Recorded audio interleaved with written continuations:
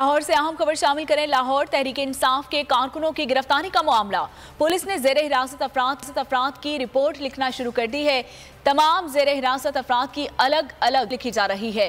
Police reports DC office भिजवाई जाएंगी और DC ज़ेर हिरासत अफराद की नजरबंदी के अहकाम जारी करेगा। मजीद जानेंगे अपने नुमाइंदे काशान सिद्दीकी से, खुरम मलिक से। खुरम, ये बताइएगा कि कितने कारकुनान शामिल हैं इस लिस्ट में? क्या मामला है, आपको बताएं कि पुलिस ने जेर हिरासत अफराद की रपट लिखना जो है वो शुरू कर दिया है।